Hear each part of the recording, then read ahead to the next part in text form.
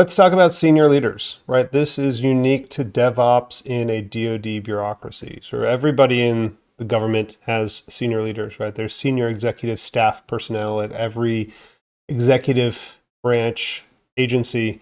But in the Department of Defense, there's a lot of those senior leaders, right? Your general officers, your flag officers, your SESs, right? The folks who have stars on their shoulders or on their sleeves are in the mix. And here's the way this generally works. If we go back to the mountain,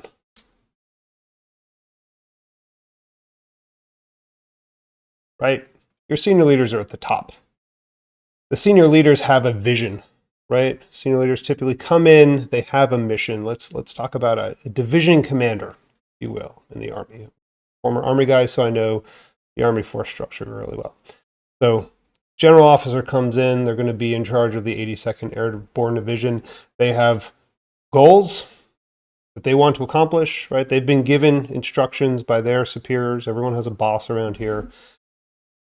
And so they come up with a vision, they come up with objectives, they come up with goals, things that they want to accomplish, and they're typically 2 to 2.5 year tenure. General officers don't sit in one spot for very long, right? They typically get 3 or 4 months to get acclimated to their job, then they have about a year to a year and a half to actually get stuff done, and then they have about 3 to 6 months to transition out to their next job. That's kind of the life of a senior leader. Senior executive staff, right? SES civilians, a little bit more dwell time, but even then, if you look at SESs, unless they are a deputy to an operational unit, you have an SES in a fourth estate agency or in the Pentagon, they typically rotate through their jobs every 2 or 3 years also, just because they're so demanding.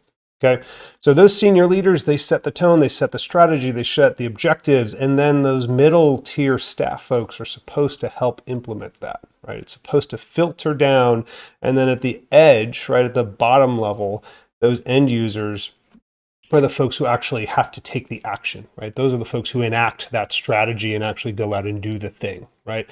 Senior leaders come up with the plan, come up with the vision, and then the folks at the bottom actually execute that vision. The folks in the middle facilitate those things happening, plus or minus a little bit, right?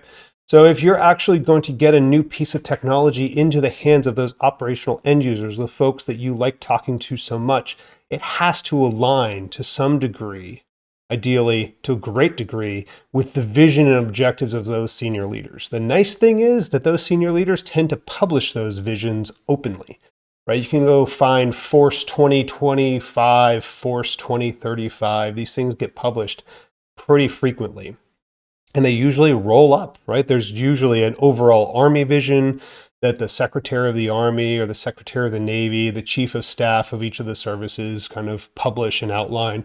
And then the subordinate commands, the generals in charge, the flag officers in charge of each of those organizations kind of publish their own, typically. They typically publish these things, right? So if you have a new technology, it behooves you to make that technology align with that senior leader vision, okay? And have that very well in mind. And coordinate that, work that with the staff, and work that with the operational folks. So you have to kind of keep those 3 ideas in mind. And really, the way to be the most effective in this game is to identify the incentives here, right? The operational folks at the edge, they just want to do their job better, faster, right? They want to do it with less effort, less work, less weight, right? Less lag, less hassle. They have the same job to do day to day, so they just want new tools to do it better. The folks at the top, right, those senior leaders, they might be trying to get their next star. They might just be trying to get their current job done really, really well and achieve their objectives that they set out in their strategy so they can retire really well. The folks in the middle, they want to satisfy the senior leaders' objectives and satisfy the operational end users' needs, while also, kind of getting promoted and doing it with the least amount of hassle. And you can really help them with that. You can go a long way to satisfying each of those different communities' objectives and incentives, if you have a really clear idea of what they are. The best way to do that is identify what those objectives are, identify what those respective incentives are, be very clear in your mind about how they work, and then you do the extra legwork to connect all of those people. Because again, that senior leader might see the folks at the edge every once in a while at a passing review or an inspection or at a field problem, but it's not their day-to-day. Their day-to-day is at the staff level. Their day-to-day is PowerPoint and Excel spreadsheets. Same thing goes for the staff in the middle. And staff in the middle is just trying to keep the trains running on time. And those folks at the edge, they're worried about their next training cycle and their next deployment cycle. So if you can be the connective tissue within those three groups, right, coordinating and leveraging their different capabilities and satisfying their respective incentives, then they will in turn help you satisfy your incentive, which ultimately is selling your stuff to the government.